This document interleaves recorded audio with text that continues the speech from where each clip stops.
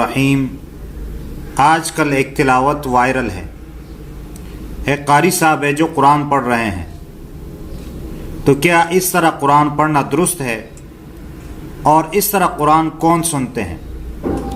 اس بارے میں میں مختصراً بات کرتا ہوں اور آپ کے سامنے ایک حدیث پیش کرتا ہوں۔ مشکوٰۃ شریف کتاب فضائل القرآن میں ایک حدیث ہے۔ حضرت حذیفہ رضی اللہ تعالیٰ عنہ فرماتے ہیں کہ رسول اللہ صلی اللہ علیہ وسلم نے فرمایا کہ قرآن پڑھو عرب کے لہجے میں اور ان کی آواز میں، اور اپنے آپ کو فصاح کے لہجے اور ان کی آواز سے اپنے آپ کو بچاؤ۔ اور پھر فرمایا کہ عنقریب ایسے لوگ آئیں گے میرے بعد جو قرآن کو گانوں کی صورت میں اور اعلی کتاب کی طرح پڑھیں گے، اور ایسے انداز میں پڑھیں گے جو رلانے والی انداز ہو۔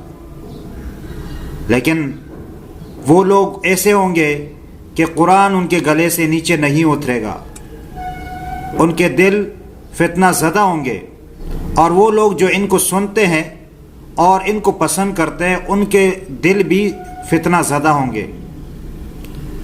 تو یہ دیکھیں آپ، حدیث ہے اور یہاں پر ممانعت ہے۔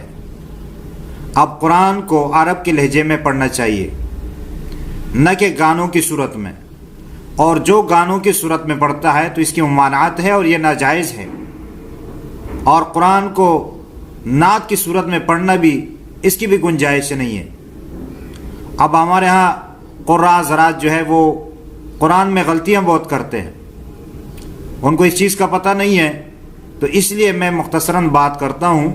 جو قراء حضرات اس طرح کرتے ہیں ان کو چاہیے کہ اپنے آپ کو اس چیز سے بچائیں، اور اس طرح قراء کی تلاوت سننا بھی صحیح نہیں ہے۔ اللہ تعالیٰ سے دعا ہے کہ اللہ تعالیٰ ہمیں صحیح بات سمجھنے اور اس پر عمل کرنے کی توفیق عطا فرمائے۔ آمین ثم آمین یا رب العالمین۔